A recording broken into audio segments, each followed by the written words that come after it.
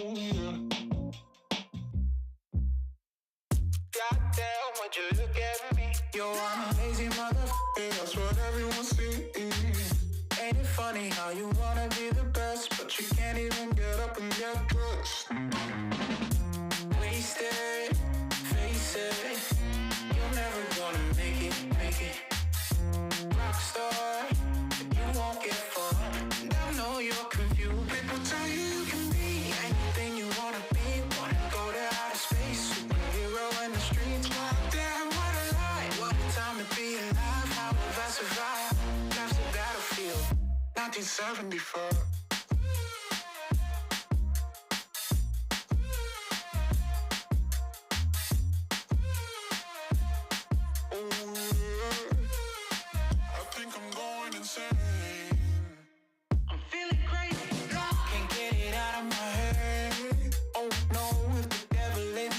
Takes hold, then I just might wind up dead. Wasted, face it, you're never gonna be the one. Rockstar, you won't get far, but at least you had fun. People tell you you can be anything you wanna be, a king or a queen, as long as you got a dream. Oh no, it's a lie, they just wanna take your life, try to tell you it's a battlefield. People tell you you can be anything you wanna be. Wanna go to outer space, superhero in the streets. Wow, damn, what a lie. What a time to be alive. How have I survived? Life's a battlefield, 1974.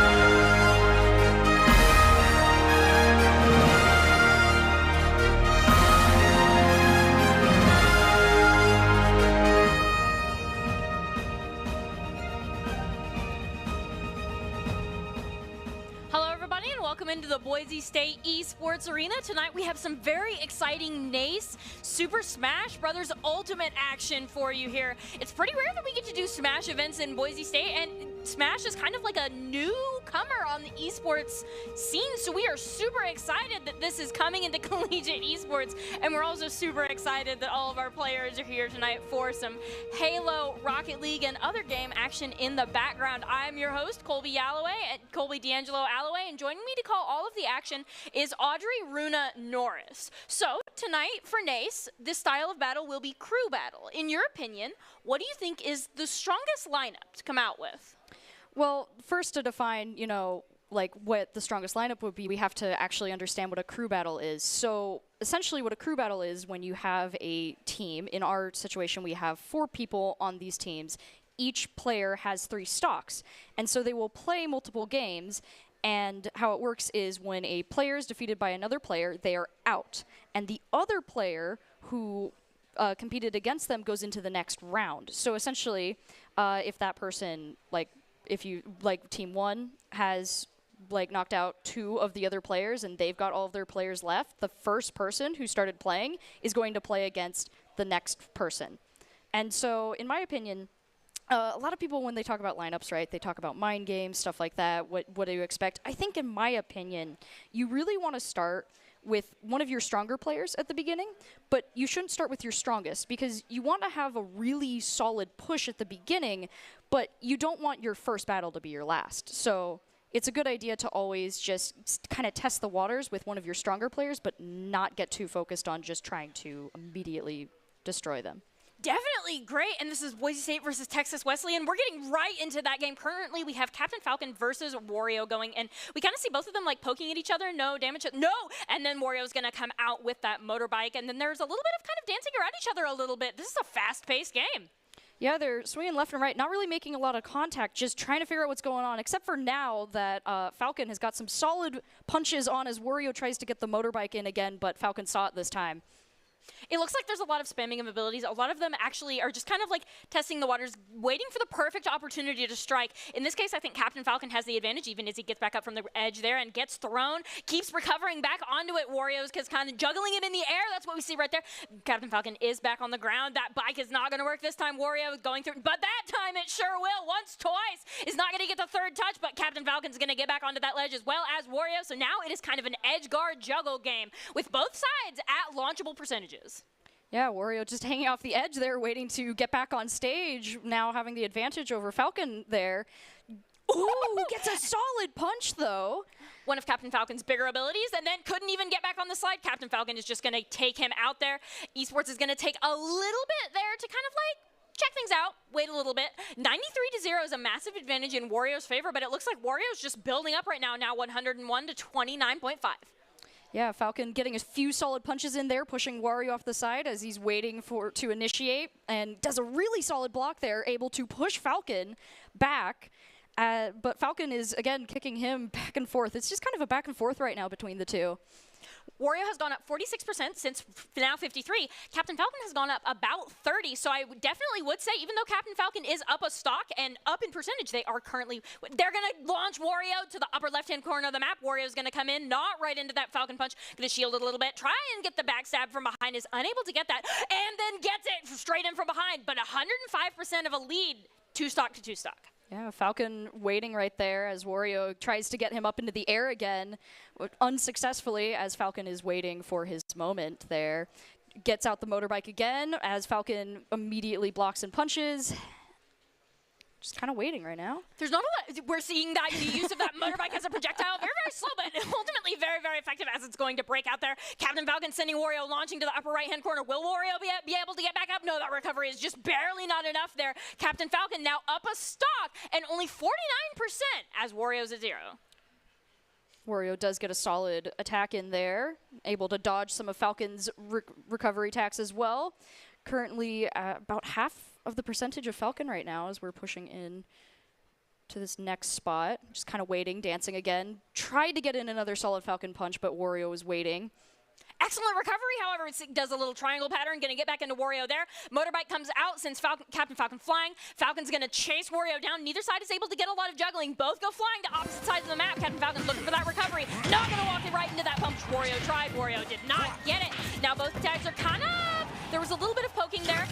Wario goes flying, is unable to get the recovery. No, he gets it, fantastic job. But there isn't any recovering from that. So, because this is a crew battle, Captain Falcon won that first round, right? Captain Falcon still has 2 more stock to go against the remaining members of Boise State. And just in case that was not clear there, that was the Boise State Wario and the Texas Wesleyan Captain Falcon. What did you see a lot of that match?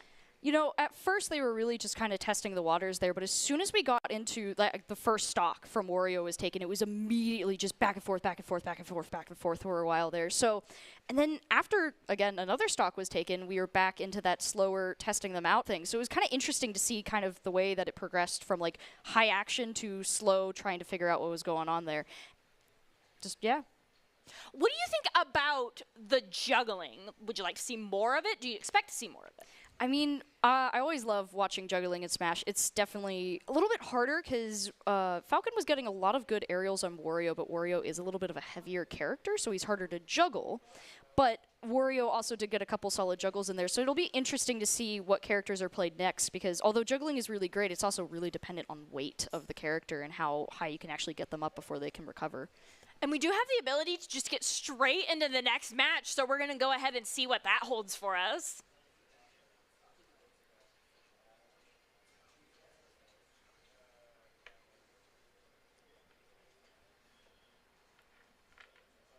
Texas Wesleyan is starting with, again, a little bit of an advantage. They have 2 stock, whereas Boise State went down all 3. It looks like we're going Sephiroth, at least, for someone. We're still kind of getting set up on the stage right now. What do you think of the Sephiroth pick? Sephiroth is interesting. Like, I don't know a lot about him because I didn't play... Like, I didn't play him yet, but I have seen that he can be really powerful in some situations as long as you're using him correctly, and I know he has some very strong abilities. I think it'll be interesting against Falcon because he does have a really good range, which will be really helpful because Wario had a lot shorter range, and so when Falcon was coming in with Falcon punches and kicks, made it a lot harder for him to get in. So I think that Sephiroth will be a really solid pick for this just so he can kind of keep him at bay. Do you think that it will be a distinct weight difference between the 2 characters if Captain Falcon is played again? I don't think so. They're somewhat close. I know that one of them is probably I think Sephiroth weighs a little bit more, but I don't think there's going to be a huge weight difference here, especially because like if we're talking about like a Donkey Kong versus someone, like there's a very big weight difference normally. Just like no one's really going to outclass the gorilla, but. For like more of the humanoid characters, they tend to be similar. It just kind of depends. Though Sephiroth is really tall, so. With the exception of Ganondorf, I will say. That's true. And Rosalina. Rosalina is another one of those weighted characters where she is actually incredibly heavy. She's so heavy. You wouldn't imagine that she would be, and she's that way in Mario Kart as well. It's true, Are there any other expected heavy or expected light characters that kind of like throw you off a little bit? I think it's not necessarily about weight, but like Pac-Man always throws me off because he just has such good recovery and jumps. Like my brother loves playing Pac-Man, and every time I play against him, I'm like, I don't want to do this right now, dude. You're like, I don't know that I was like, just get out, please. Sometimes it feels unfair to give a heavy character. They're resetting the stocks right now. That's what Captain Falcon is doing. Get a little bit of a taunt there. We're in the poke phase. Captain Falcon is going to get the first 7% on Sephiroth there. It looks like, ooh, Captain Falcon's the only one getting poken. Sephiroth is going to get that vertical recovery onto the map, but is just going to get boxed in by Captain Falcon and bopped a little bit. This is a very edge. No, right as I say that, they go straight into the middle of the map. Yeah. Sephiroth now able to push Falcon off the edge there with a solid recovery from Falcon.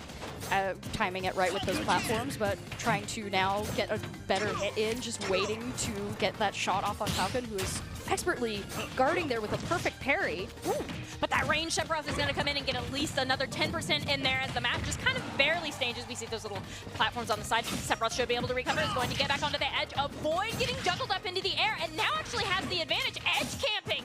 Captain Falcon is going to get back, as well as Sephiroth. Sephiroth is going to be sent flying again, and now it is Captain Falcon chasing him down onto that edge. This is kind of a dangerous game. Yeah, they're playing a lot more edge this time with it just jumping back and forth with the solid recoveries there, and a lot of shields right now as Sephiroth again goes off the edge, pushes Falcon off, tries to follow him for the recover, but Falcon was able to get above him, so he couldn't pull that off. Ooh! And Sephiroth is going to go flying and should be able to get this recovery off the bottom of the map there. Is going to slide in. Now we are in launchable territory. Both of these people just need a couple more solid good hits to be sending the other flying, and there is that Falcon kick that will be instrumental in trying to launch Sephiroth off the map. We're seeing what both of them, they're kind of poking and dancing around each other right now. Yeah, Sephiroth is waiting right now. He does have one of his wings though, so he's a little bit more dangerous right now, but unfortunately, Falcon does get the first solid hit there.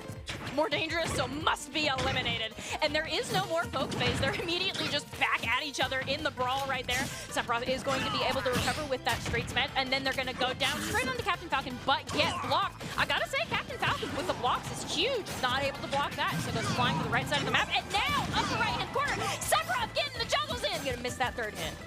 Yeah, Falcon's just waiting now. He's in very dangerous territory, but he does manage to get the jump on Sephiroth and get a few hits before Sephiroth launches him off the side. There it is, and 47 is not a massive lead to have. Sephiroth is in a very good position, even as Captain Falcon gets a couple more hits in. We're back to the double platforms on the left and right-hand side of the map, which is very, very big. Sephiroth is going to send him over on that platform. Looks to be where we're having the fight, and on the edge of the map, this is a little bit of an edge play of a game. Sephiroth is the wrong way a couple of times now. Now we're on the right side of the map. Sephiroth is going to have to get that recovery. Walking right into Captain Falcon. Yeah. Blocking right there, but Sephiroth does manage to get Falcon and shoot him off the side there. Trying to go for the block, but could not get him off the side there. As Falcon is now trying to get it, but Sephiroth gets in another nice timed hit. Pushing, keeping him on the map, trying to push him, but he does manage to grab the ledge there. Just a couple of that missed projectile there. He's going to let Captain Falcon back on. Captain Falcon comes back on again, just walking straight into Sephiroth's hand. Sephiroth will get the smack there, chasing him off the edge. Both sides are able to recover, so we are back on the map. Now we have 3 platforms, 1 left, 1 right, and 1 main, slightly lower. Sephiroth is going to chain Captain Falcon all the way from the left to the right-hand side of the map, and Captain Falcon's got no, he's not able to get out of it. He's going to get his toes smacked as he goes off the edge of the map. What's the biggest thing that you think gave Sephiroth an advantage against Captain Falcon? I think that it really helped him when they started playing off the side a lot, because Sephiroth has some really good just abilities to get him with the recovery. And then I also noticed at the end there, he started to anticipate Falcon's attacks, and that was really helping him because he was able to wait just outside of Falcon's range. And like we had talked about before with the long range sword, was able to immediately counterattack with the sword and then push forward. So, that 7-foot sword isn't just for show. I mean, it goes really, really well against Captain Falcon in this case. And so now we saw it was Texas Wesleyan with the advantage first round. Now Boise State has the advantage. What do we need to do to keep that advantage? They'll definitely have to be really careful because they are going to be starting with only 2 stocks. And so it'll be really interesting to see what their picks are, because as we saw, it could definitely affect a lot of different things. But I do think that something that'll be really important for them is if they follow Doc's keys. And Doc's keys, I mean, is the help that we need right now to keep this lead.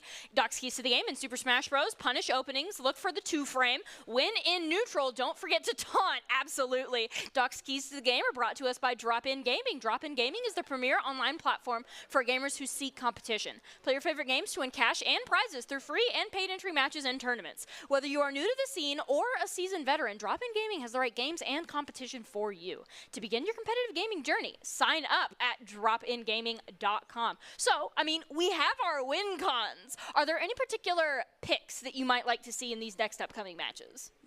I have always loved Bowser. I know he's not always the best competitive character, but he's one of my favorites for just messing with people, because one of his abilities is literally just a grab, and no one expects it because they're like, oh, I'm just going to charge Bowser, and then you go, whoop.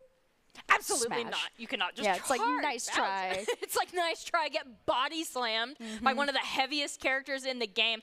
Another, on the tangent of, like, heavies, someone that I don't expect to see, but that would be really interesting to see is Ganondorf. Oh, yeah. Ganondorf, I think, is always very interesting to see in a competitive setting, because Ganondorf is so heavy, so relatively hard to launch, but he's also very slow, which is the downfall of a lot of heavy characters, but, like, truly exemplified, I feel, at least, by Ganondorf.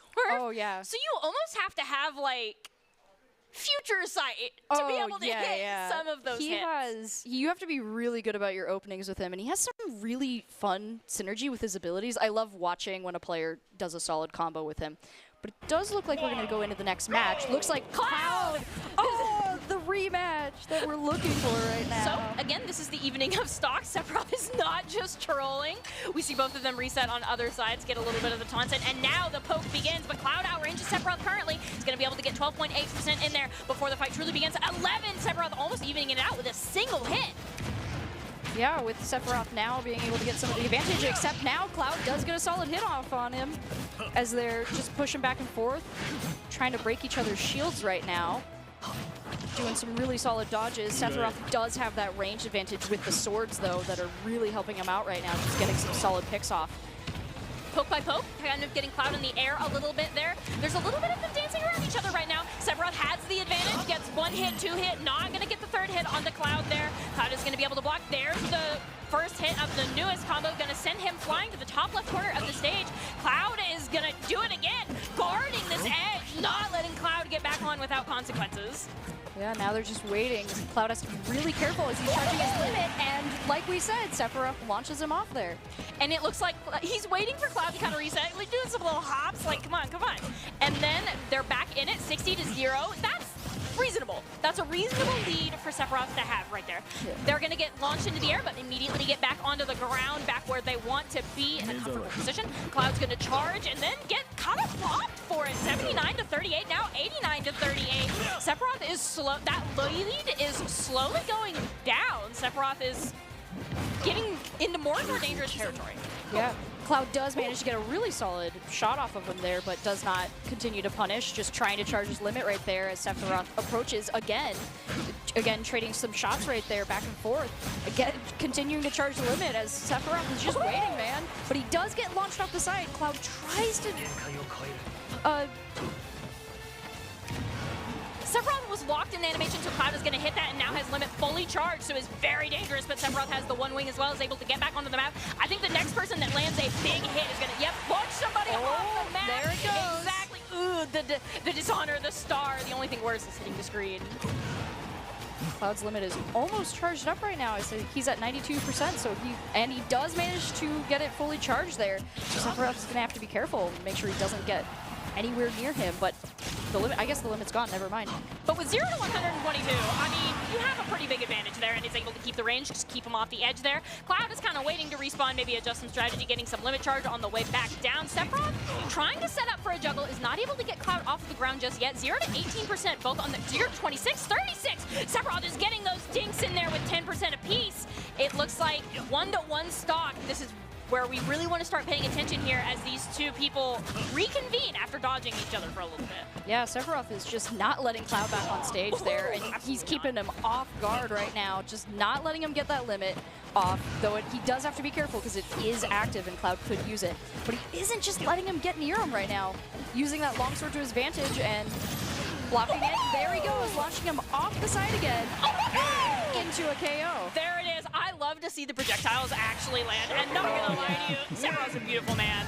So even though Sephiroth is not on the Boise State team, I do love to watch the way he moves in those combat encounters, and I am pretty happy that we got to see the Sephiroth versus Cloud because, I mean, just in the game, the villain versus their hero. And with that, we are about halfway through. So we are going to throw to a quick break, but stick around because we have more Smash action between these two teams that are very closely matched. Oh, yeah.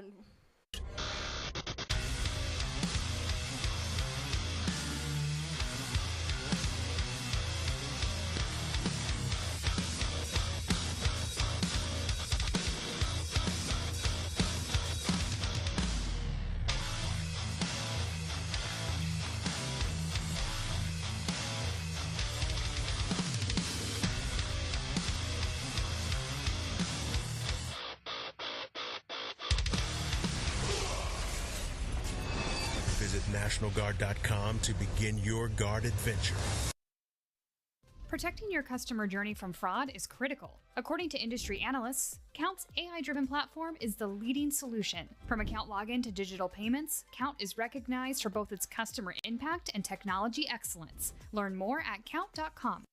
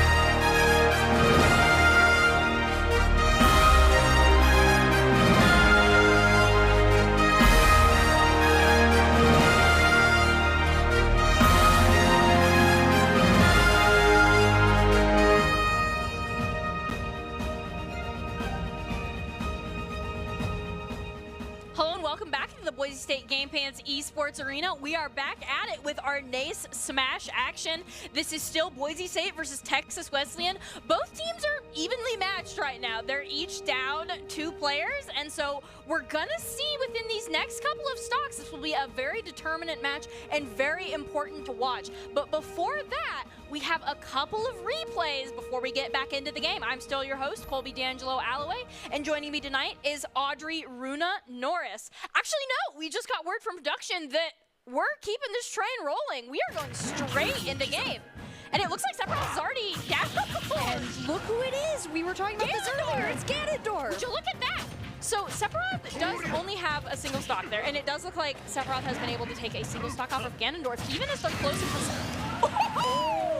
Sephiroth is doing it to him right now, 1-1. 115 is honestly pretty close to 0 when you're going against Ganondorf, because it's just as easy to launch you, no matter where you are.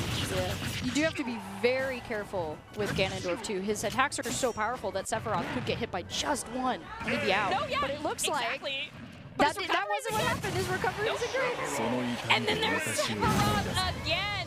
Texas Wesleyan 4, Boise State 5. Glorious. We love to see the Sephiroth plays. And, I mean, that was pretty quick. That was very quick, yeah. From what we could see, yeah, it was very quick. Definitely. And putting Boise State at an advantage. We are 5 and Texas Wesleyan is at 4. So now, before we get it's a shame we didn't. It's a shame that Ganondorf just got Sephiroth steamrolled so there at the end there. Just Sephiroth was like, okay, there's the ledge. There you go. Sephiroth's like, I'm not getting near that. Absolutely not. Which is ultimately the strategy. So now we're rediscussing the topic of hero picks. Is there anybody that you would like to see? Other than Bowser and So Ganondorf? we saw Ganondorf already. Briefly. We've been talking about heavy characters, so you know, another fun one I always love is Link. Now that we've seen Ganondorf, maybe Link. I like Link. He's a lot of fun. I know that the bow can be a little hard to use, but I love the way he flies with his sword. We love when the Master Sword just does a little. He's essentially just a little flying copter. It's great. He's a really fun character. The bombs are also really good if you know how to set them up, because you can always knock someone off the edge, throw the bomb, time it right, and then that person just doesn't get to recover. Link can be a serviceable spacer, but with that sword is also kind of one of the sword lords of the game, and so can be very, very devastating in melee range. Another character, while we're talking about like sword lords and melee range, I feel like it's very important to talk about one of the OG sword lords, which would be Marth, right? Oh, yeah, I mean, Marth. like he's out there, you land the tip, and they go bye-bye, and they go across the map. And I have a lot of history with Marth, so I just think it would be absolutely amazing to see him get some playtime, even though he's not as powerful as he was in games like Brawl. Yeah, it would be interesting because, you know, there's a lot of Fire Emblem characters now, like when you look at the roster. And so it'll be kind of interesting to see how, if any of them get picked, I mean, they have a high chance with how many of them are. And it seems like now we have those replays. We're not going immediately into a game, so we have a little bit of time to go from our replay from some of our previous rounds. No! Never mind. We are just kidding. We are getting straight into that game. This train doesn't stop for anybody. Sephiroth, evening the stocks. This Minecraft Steve, I'm honestly super excited to see Minecraft Steve. So, okay, I'm not quite sure what happened. I'm excited that we get to see the Enderman going ahead and winning the game. It's very sad to see Sephiroth kind of doing his little sad boy clap there. So, we have Steve now. So we can discuss Steve as a hero a little bit. Yeah, Steve is a very interesting character compared to, like, pretty much every other Smash character that you'll see, because none of the other characters are like, oh yeah, let me just go over to the other side of the arena and just start mining, looking for my stuff, upgrade my items. I mean, there's definitely some progression systems in there, but none of them are as active as Steve, where you really got to start looking for your stuff. But once he gets his stuff, you got to be really careful about it. And on these stages, what do you think are some of the best ways for you to get space as we get into this next game? No, and it actually looks like it just straight up is Steve getting... Oh! Launching Sephiroth in that minecart, 36-30. Another minecart throw right there, just putting up his blocks too. Sephiroth is trying to get a couple sword swings off there, only managed to hit one though, as Steve immediately fires back with the pickaxe, or I guess the Enderman right now. Oh my gosh, just the way that this Steve is moving around right now. It's fantastic. Is leaving all these blocks, so Sephiroth is just like in this chase game. It feels like even though the percentages are equal, Sephiroth is chasing him down, and it looks like found him. Gonna get that elimination. Yeah, now Steve doing a little bit more mining as they're waiting. Sephiroth is just waiting below him, hoping to get a hit off there. Does manage to get a solid hit, but they both shield for a second there. Not sure what the other one was going to do. It looks like as we go around here poking, Steve is not able to get a ton of space. Going to drop that anvil, give himself a little bit there. Unable to hit Sephiroth. Going to do a little bit of building in that corner there.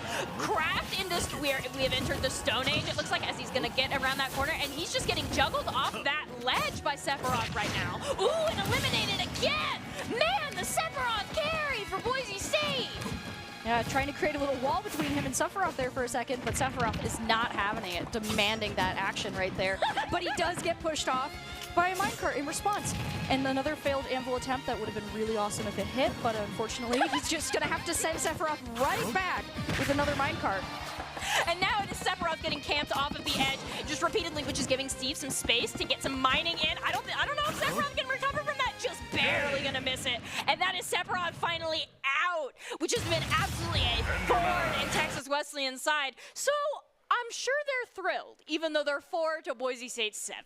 They do have to be careful. The Steve does have one stock. However, they did get Sephiroth out of the way, and that has been pretty nasty for them so far.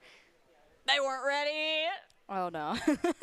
So is there anything with Steve that you'd like to see some more of in these next couple of matches? You know, I really like the way that they were building up the walls, and not like a full wall, but just putting up enough blocks that it made it really hard for especially a tall character like Sephiroth to just like get anywhere. And I was like, I've never seen people play Steve like that before, so I was like, I'd love to see more of that. That was really cool. Of course, it's also really amusing to watch people get launched off the side with minecarts, because like it's just hilarious because their animation, and especially with Sephiroth because his hair is so long, so you just see this still frame of hair just like stuck as he gets drug off the edge, and you're like, that should be moving, but it's not, which just adds to the whole comedy of the whole thing. And the thing that I particularly liked watching about Steve was after he would build the walls, right, he would use Elytra to get from one side of the map to the other and then reset the whole thing again, which actually enabled him to keep Sephiroth at a distance for a relatively long time, even though he wasn't getting a ton of damage in. Yeah, the only thing that I wished we got to see a little bit more, or at least pulled off at least once, was the anvil. Just unfortunately missed every time. But oh man, imagine if the Minecraft cart had just gone over the edge and Sephiroth had tried to jump, and nope, anvil. Just boom, you're gone. And that's another one of those abilities where we were talking about like how Ganondorf, you need to have like future sight to hit some of his abilities. I would say the anvil is very much like that. Yeah, you either have to be playing against someone really slow that has just a super slow character so they're easy to anticipate, or you have to be thinking like 5 steps ahead of someone else and get them right into the position you need them to be. Frame perfect, get the anvil, get the elimination, and then you're there. Now, we do have a couple of replays before we get into our last and final, well, maybe final matchup. It might just keep going. We don't know. Texas Wesleyan is going to have to pull off the somewhat legendary reverse sweep if they want to keep this alive. And it looks like actually, no, we're not going into replays. We're just going straight into it. So what's interesting about this, actually, is that Texas had their Falcon at the start. Now Boise State is pulling out their Falcon, so we'll get to see a little bit of like different players playing the same character. Gotta say, the pink Captain Falcon, I think is, already superior in terms of skin as we go here. There was a little bit of some building of the blocks going around. Texas Wesleyan 4, Boise State 6, as both teams kind of poke at each other here. We see that minecart with nobody in it, just getting mined a little bit. 3 platforms, left, right, and center. They're gonna go away as these two continue to exchange some blows and move across the map. Yeah, Steve right there recovering with the Elytra and then getting bonked off by the Falcon kick right there in midair. That was just the people's knee? Is that what we want to call that? Seems fair. That's one of the dangers of playing with light characters, though, like Steve, is if you get even like low percentages can be really scary against strong attacks. Like Falcon. Falcon has such a strong just set of abilities that even light characters, well, no, just light characters like Steve have to be super careful, because it's like, oh, I'm 40%, it's fine. No, the people's knee will come in. The people's knee? I do love that. I mean, there's the Falcon punch or the Falconeer. We could call that with the Falcon people's knee. Do we like that? So do you have any thoughts on that kind of short and sweet match that we just watched?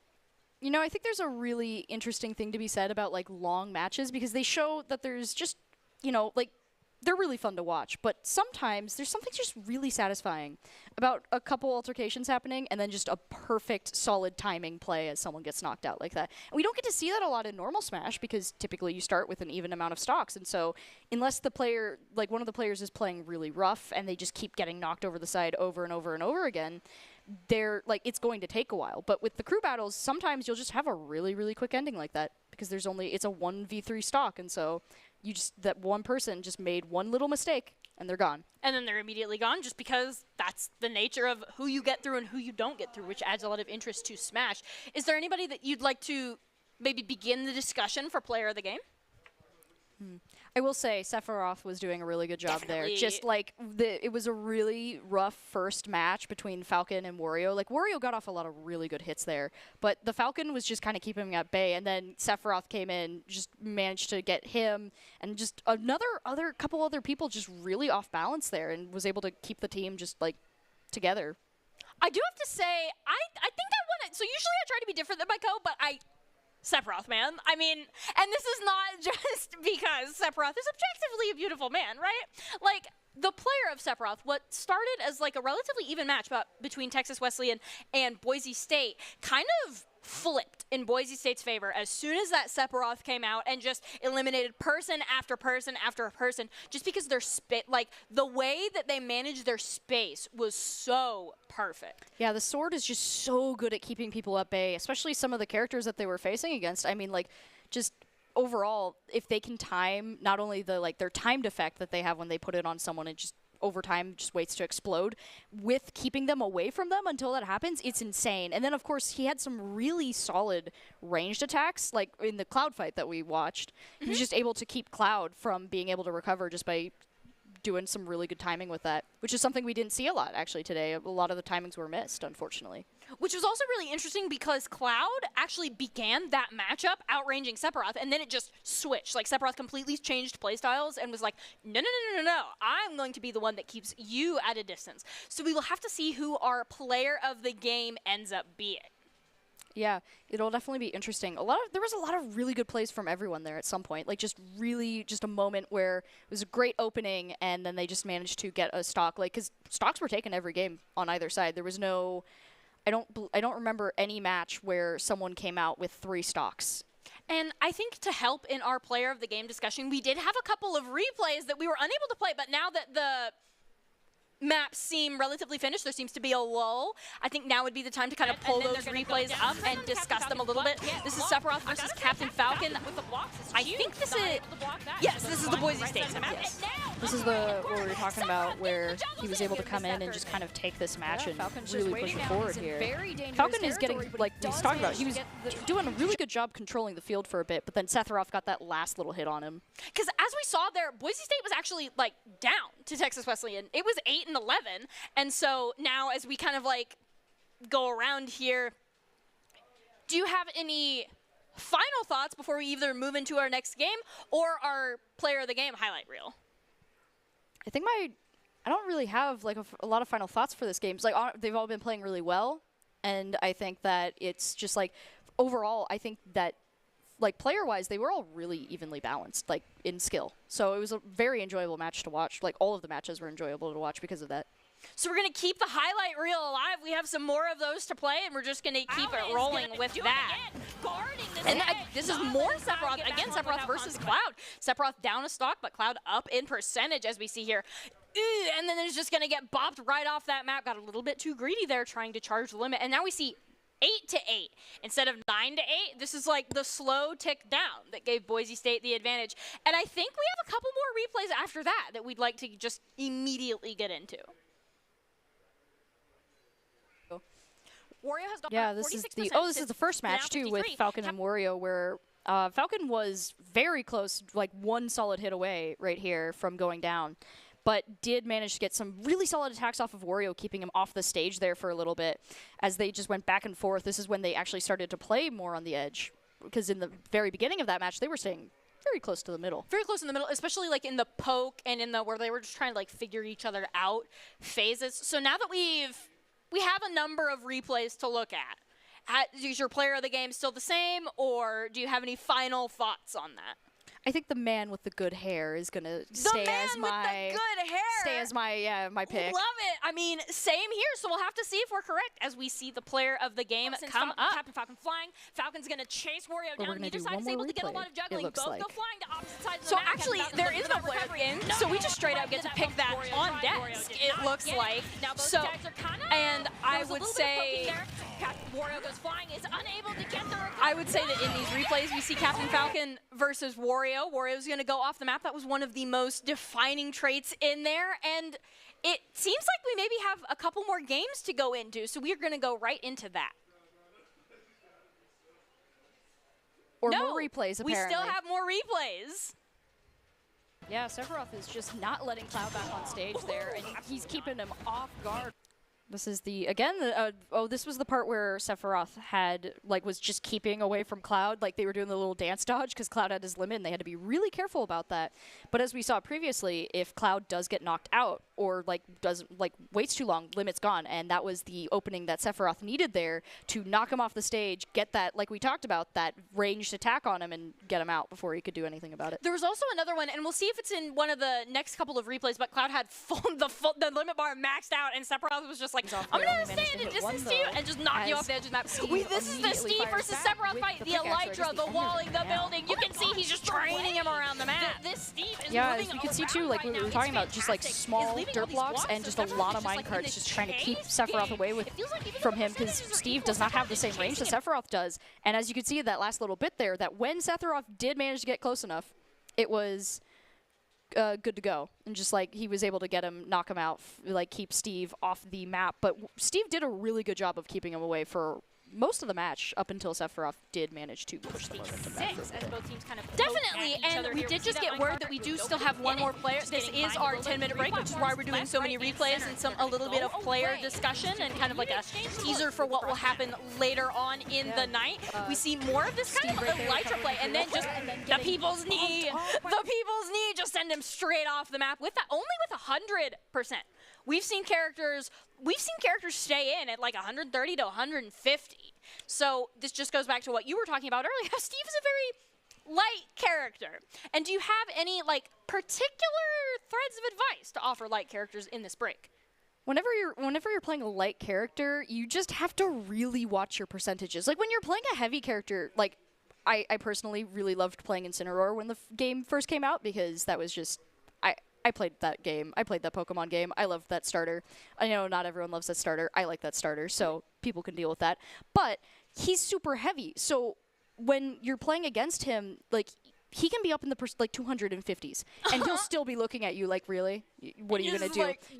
You poke him off the edge. So for light characters, you have to be super careful because you aren't like that. You have to watch those percentages, otherwise you'll get knocked off. But it doesn't look like that's going to be as much of a problem here because we are playing, the Wario and Cloud are both semi, medium weight characters. They're not going to be super, there's not a huge difference between the two, though I do think Wario is a little bit heavier. Wario's pretty heavy as we get in the middle there. Both of them are past the poke phase. They're in the straight up punching. We see Wario versus Cloud here. Cloud is at pretty close to maximum limit there, but the bike is going to come out, and send him off. Ooh, the smack! Snap, grapple, pop as we go in there. Cloud, but Wario needs to be very, very careful, kind of trying to keep some space. Launch that bike at him. He's maybe trying to get the projectile throw. Not quite there, getting a little bit of poke, just trying to stay away, getting the shield, actually getting a good bit of damage in there. And now Cloud no longer has that limit, has been able to stall that out. An amazing job. Yeah, Wario was just dancing around him up in the air, trying to avoid that limit at all costs, and now he's able to launch him in the air himself, keeping him off balance as Cloud is now trying to get a few aerial hits off. The motorcycle does come out, does not land. Cloud does push up, knocking him in the air, and there's about a 20% difference now in damage that Wario is now able to keep that push up on Texas right now, though Cloud does get a really solid combo off there. So as Cloud is back now into that 100 limit there, and it is 121 to 120, so any hit could end it for either of these heroes as we kind of go into the middle there. Wario trying to keep some distance, but also really wants to get that hit in and kind of finish this up. That limit is now out, so Wario's opportunity is now or never kind of going in here. There it is! They choose now as they send Cloud to the upper right-hand corner of the screen. Yeah, now just kind of waiting, dancing around again, doing a couple hops as the motorcycle gets pulled out. Cloud is trying to get in close so he can get as many hits in as possible, but Wario is keeping him away, trying to not get hit immediately, which does make sense. He is at the point where a really solid hit is going to send him off no matter what he does. Cloud charging the limit too. Is actually just going to take that bike and try to get some It's very slow throw though, so they're not able to get that onto Wario. 164 to 8. Wario's still in this though, but getting launched further and further with every hit he takes. Currently not taking any, so they just kind of dodge around each other, and both of them are like missing their shot. That gonna get run over. Cloud just a little bit there as we go in. Now we are on the bottom right half corner of the map. Cloud kind of taking advantage of that high ground as we rotate back into the mid. Yeah, both of them sitting right now in the middle area, which is really helpful for Wario, keeping him from going to his death, but Cloud is trying to get a really solid shot, which he doesn't manage to do as Wario manages to knock him off the side before he even gets a chance. And then Cloud just comes right back down and pushes him off. Well, yeah, I mean, Wario was at 168 and took 2 stops from Cloud with 100. Great. And then as we go in there, sees that bike 0-0, even reset. Cloud's limit is about at half there. Now definitely at half. Now looks like more like 70%. So Wario might need to start being careful, even though they are at a percentage advantage just by barely 3%. Yeah, dancing around the middle again, but Wario does manage to get a solid hit on him, trying to launch him into the air. Cloud doesn't have it, and his limit is at 100% now. Dodges the bike, tries to go for the hit, but misses, as Wario tries to go in for a bite as well. Now they're just kind of waiting there to see what's going on. Watch out, Cloud, with your limit there. It looks like as we go here, they're both kind of like getting a little bit of feisty in the middle. 60 to 65, very, very evenly matched in terms of percentage. Wario is heavy though, so it might be more to take him off there, which is why Cloud is charging that limit. And now we see in the middle, now in the bottom right, Cloud is very, very close to 100 and actually is at 100. Very dangerous for Wario here. Just needs one good hit in that time limit there. And there it goes. There it is, but Wario's still in. 92 to 87, and it looks like as we're getting a little bit of frame lag there, the limit was just too hard. And Wario's going to be sent into the air, but it looks like they'll be able to make it back into the stage, and we are back in the mid. Wario throws the bike there for a second, but Cloud doesn't really think much of it as he just continues to fire ranged after ranged attack after Wario, who is now only about 10% away from making up that gap that they have right now. Just needs to keep pushing, which Cloud does not let him do. Launches him into the air. Wario picks up the bike again, trying to get another round off with the riding. Cloud just blocks it though, not having any of it. Cloud is in very dangerous territory, 102 and only 1 stock left, and the last one Texas Wesleyan has to their name there. And then as we see here, we've got free stocks best of 3, and then Cloud is going to be sent off of the map. It looks like he's going to be able to recover, but Wario's guarding that edge. Now it is 1-1, 0 to 126%. Cloud's charging his limit, trying to get as much of it in before Wario starts the altercation, but Wario does get some really solid shots in on him as they are pushing in. Apparently this is our second crew battle, so it's not the last game. Oh, definitely, great. Fantastic as we go in there. Wario versus Cloud. Cloud is just kind of doing their thing there on the edge. Both sides are able to recover, but Wario is going to take him out. And that is, it looks like Wario's going to come out victorious against Cloud there. You know, after everything that happened in the first rounds that we watched where Wario did get defeated by Falcon, it's kind of nice to see him come back and actually get the win there. Yeah. And so, stick around. We do have more NACE action versus Texas Wesleyan tonight. But before that, we're going to go to a break. No, it's on about 30.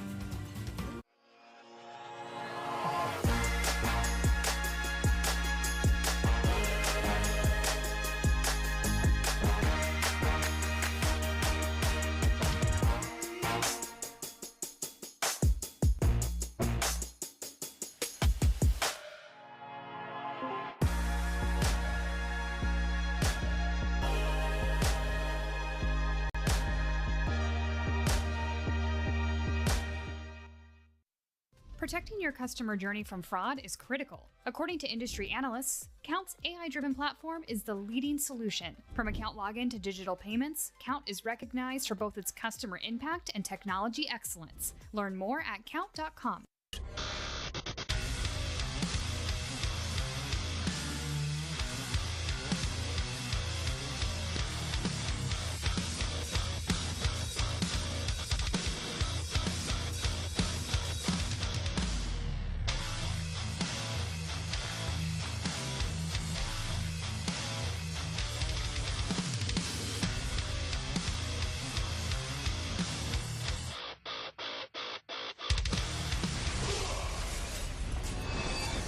NationalGuard.com to begin your guard adventure.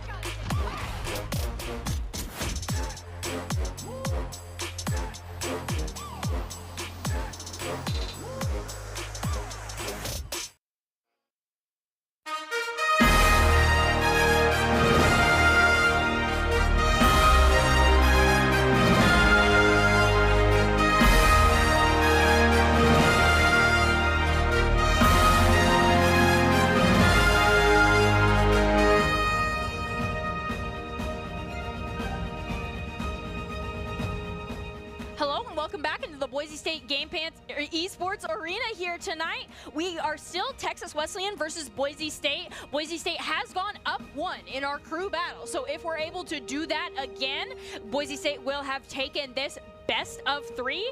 And we are going to go straight into our game right after the intro here.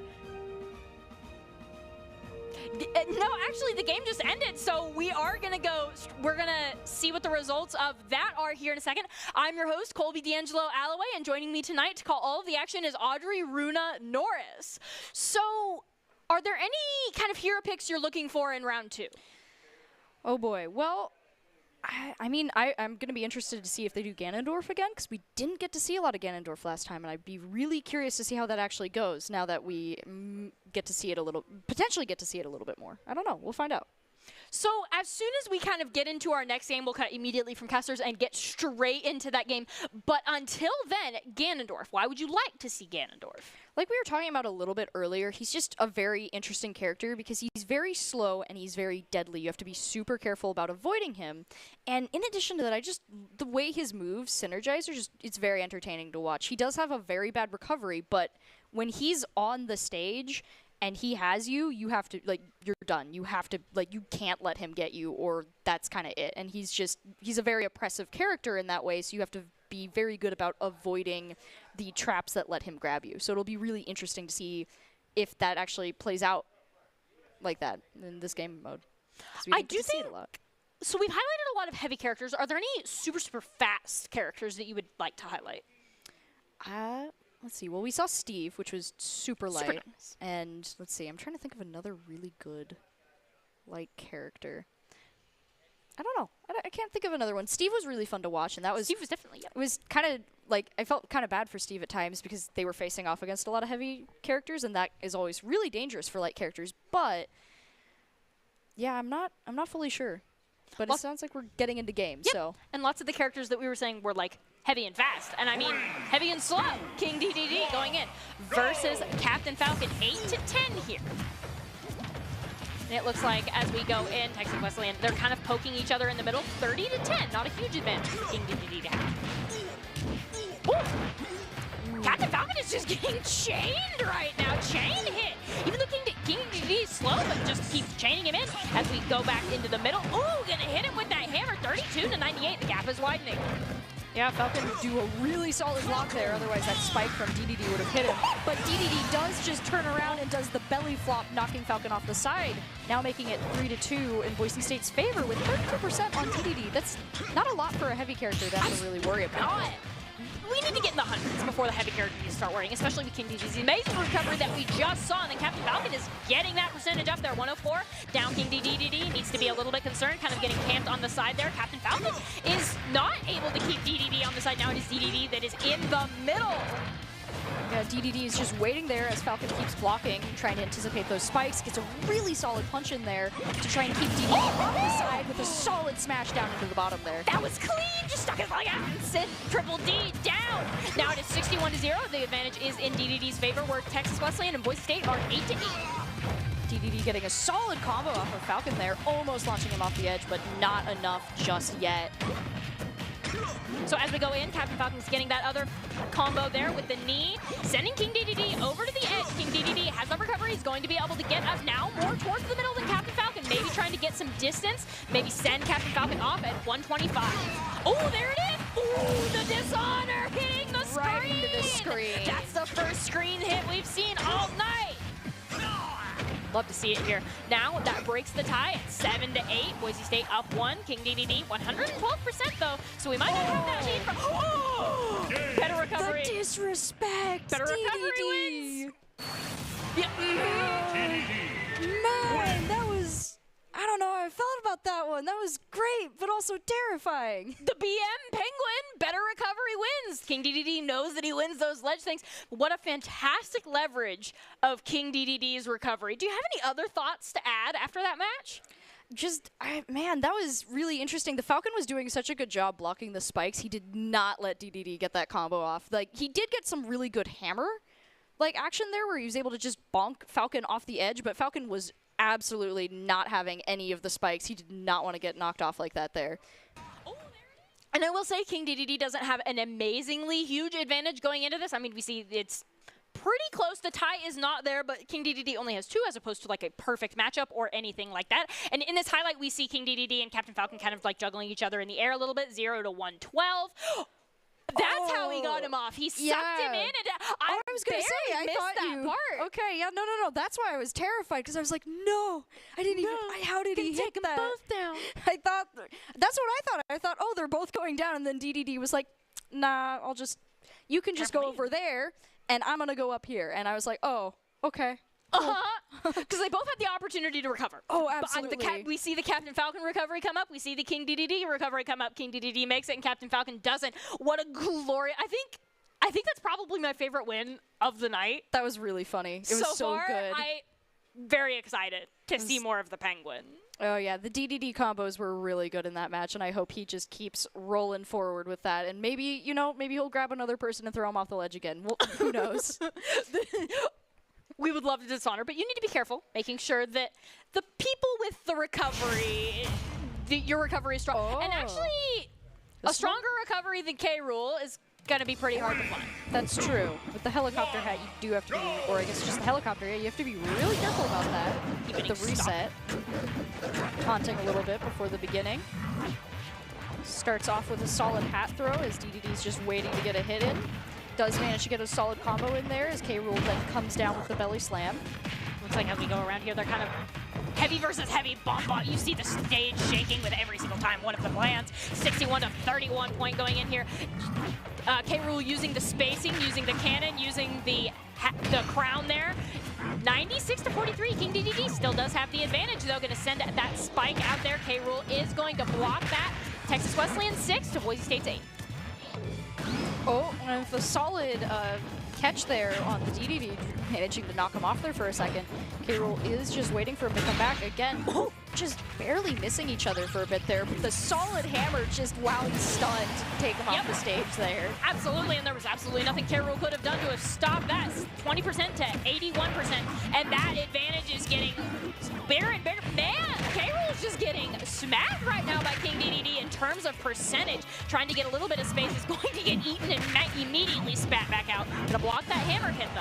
Yeah, pushing him off the edge again, trying to get another solid hammer.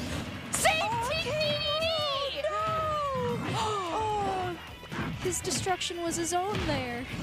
Definitely, as we're going to knock King DDD into the ground and then into the air. There are some attempts at juggling coming out here. King DDD has landed safely back on the ground, though, and is getting some percentage onto that K-Rule. This DDD just feels kind of oppressive right now as both of these heroes are going at each other, stage shaking. Gonna bop him, gonna spin him out on the middle of the stage, and is going to get crowned in the middle, 60 to 161. That's 100% difference, but with heavies, doesn't really matter. Oh, and there's a stun off. There we go. Same thing. Each one of them has managed to do it. Now we are 1 stock to 1 stock. Texas Wesleyan 4 to Boise State 7 overall. Really solid hammer from DDD there, able to knock him a little bit off the side, though not enough to actually get King K. Rool out with that recovery that we talked about. Then as we go in, gonna get that hammer hit again, staying in the upper left-hand corner, trying to, K. Rool has that amazing recovery. So you see him going off the map, he's right back into the middle, waiting for that crown to come back. It's back. He's bopping DDD, even at a massive percentage high. He's still smacking, and it looks like that recovery is going to be enough to go in. K. Rool can't really be aggressive there. It's gonna get eliminated. Now Texas Wesleyan 3 to Boise State 7. Do you have final thoughts on that match? Just oh man, poor K. Rool there. I feel like that he would have had a much better chance there if he didn't accidentally knock DDD upwards when he went down. Instead of down. The trade probably could have helped them out a little bit there because they were playing really well, and then unfortunately the fact that he lost a stock there and DDD, who very much like could have gone down there and probably should have, was able to get out of it scot-free. Definitely. And just before we get into our final match with King DDD, we do need to address one very important question. Do you think he's a penguin, or do you think he's something else? Oh, man. He looks like a penguin. He's so chubby, though. I mean, I think he's a penguin. I mean, unless he's some fictional creature we don't know about, he's a penguin. There's no way. Yes, he would be the Kirby's universe. What else would he be? A duck? I don't know. Like, I don't like the image of a duck being bigger than a human. I don't know, man. I'm slightly more okay with it because, you know, some penguins are like 5 foot tall and like bigger, right? Which is right about here, hey, right? If you've ever been to the Boise Zoo, you'll see all the like comparison ones there where they have like as many penguins as they could find, just the sizes for them. No, I mean, like, the reason I said duck, because like the bill, like, yeah, it looks more duck than penguin, the bill does. But everything else, he's so chubby and he's got the pattern. got little mittens. You know, now that you point that out, I'm a little afraid of the duck imagery as well, but like I can't think of anything else. At least he's not a goose. That would be terrifying. I hate. Oh, geese are so mean. He has no neck. He can't be a goose because they have the big, And so now that we've answered that question, we affectionately think King DDD is a penguin going into this next match. We should be able to get into our next match as soon as it is available, but we have a little bit of time before we get in that, give the players a little bit of a reset, kind of a chance to establish themselves. Are there any heroes that distinctly stick out to you as somebody that might counter King DDD? DDD is a really heavy character, like we keep talking about, and so it's, I mean, some light characters have a lot of really strong attacks, which is what you need when you're dealing with a heavy character. Either you need to be hitting them more often than you are like being hit, or you have to be using abilities that are strong enough to get their percentage up before they can get you off. So I think either just like one of the light characters have really strong abilities, or you're going to need another heavy character who can just outlast DDD, because otherwise he's just going to sit there, like as we saw at about like, let's see, it was like 168 I think when he finally got knocked off, and you're not going to be able to do anything about it. So it'll be really interesting. I can't think of a specific character that I think would be really good at it, but it just needs to be someone who can outlast him. The return of the Sephiroth, perhaps? Maybe. I mean, we would love to see that. And Sephiroth is just, you know, beyond just the way he moves being very interesting.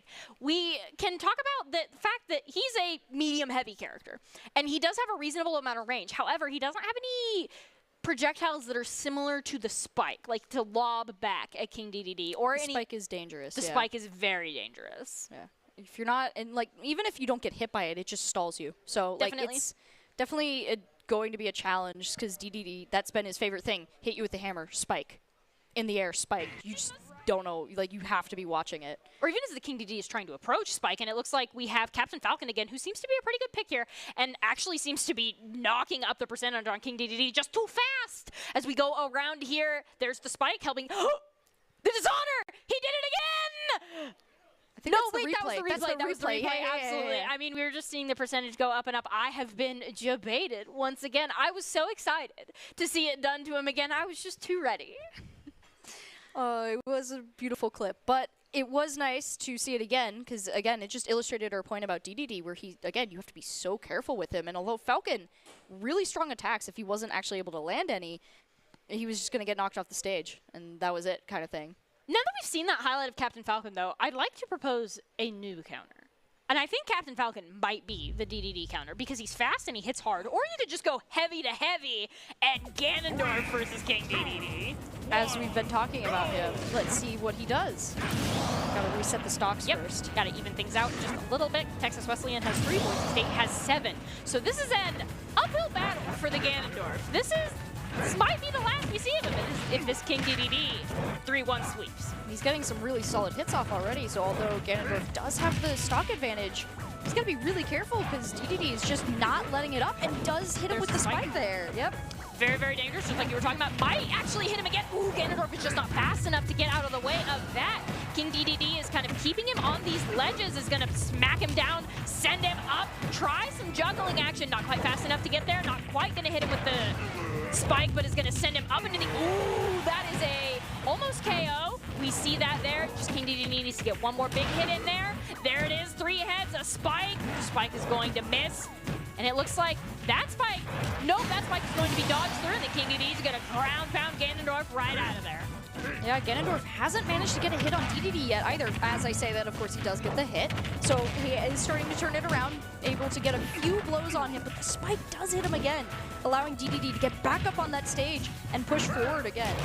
10% for each hit, fantastic. 81 to 39 here. We see that spike get hit with, again, 94 to 39. Texas Wesleyan only has these final 2 stocks that we see on the board. 119 and climbing. Ooh, one more. Man, that is 7 stocks that Texas Wesleyan is going to have to get through if they want this. This Ganondorf has got to, he's going to look at, he's looking over there to kind of like see what he can do. King DDD's just kind of smacking him right now, taking away the percentage advantage that Ganondorf briefly had. Solid kick from Ganondorf there, though, preventing the spike from actually hitting him this time. Unfortunately, he is going to get launched off the side by DDD as another spike does come towards him.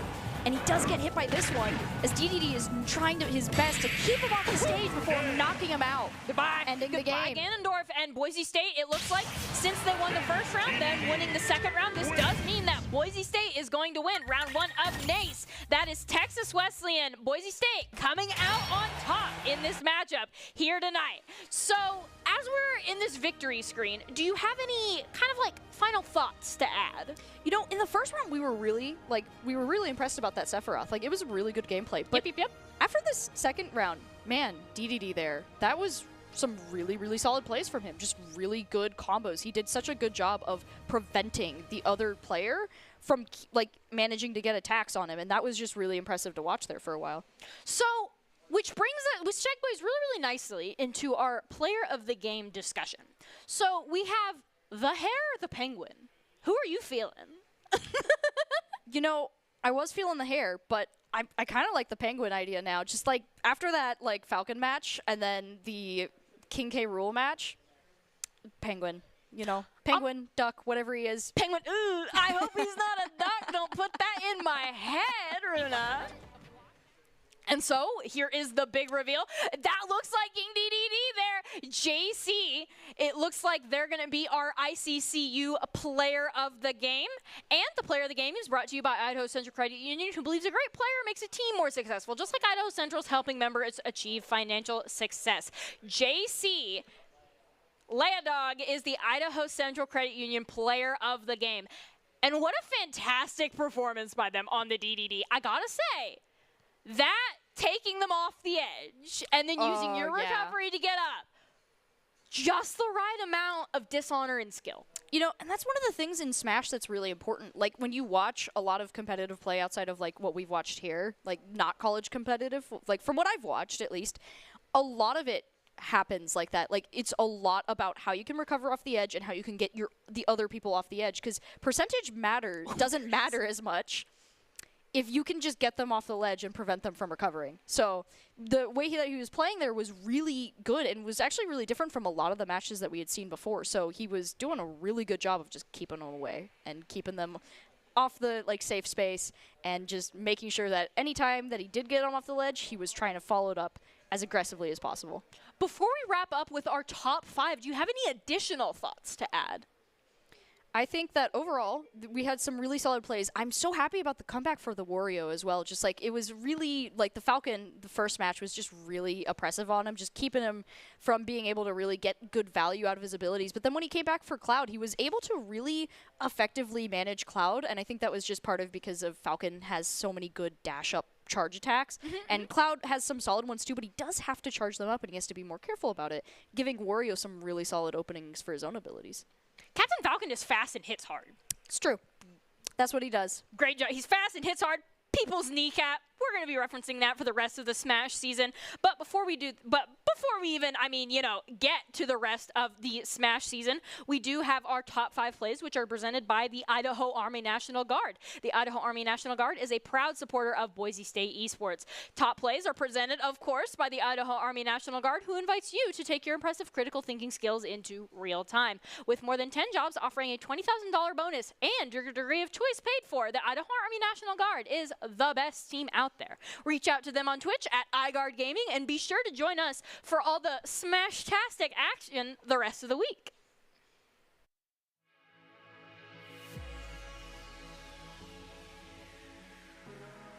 Comes out since Captain Falcon flying. Falcon's gonna chase Wario down. Neither side is able to get a lot of juggling. Both go flying to opposite sides of the map. Captain Falcon's looking for that recovery. Not gonna walk it right into that bump. Wario tried. Wario did not get it. Now both attacks are kind of... There was a little bit of poking there. Wario goes flying, is unable to get the recovery. No! He gets it! Fantastic job! DDD just feels kind of oppressive right now as both of these heroes are going at each other. Stage shaking. Gonna bop him, gonna spin him out on the middle of the stage, and is going to get crowned in the middle. 60 to 161. That's 100% difference, but with heavies, doesn't really matter. Oh, and there's a stun off. There we go. Same thing, each one. Captain Falcon is just getting chained right now. Chain hit. Even though King DD is slow, but just keeps chaining him in as we go back into the middle. Ooh, gonna hit him with that hammer. 32 to 98. The gap is widening. Yeah, Falcon would do a really solid block there. Otherwise, that spike from DDD would have hit him.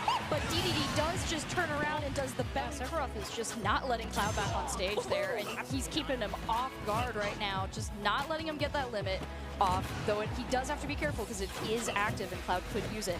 But he isn't just letting him get near him right now, using that longsword to his advantage and blocking it. There he goes, launching him off the side again. Right into the screen. That's the first screen hit we've seen all night. Love to see it here. Now that breaks the tie at 7 to 8. Boise State up 1. King DDD 112% though, so we might not have that lead from. Better recovery. The disrespect. Better recovery wins. Yeah.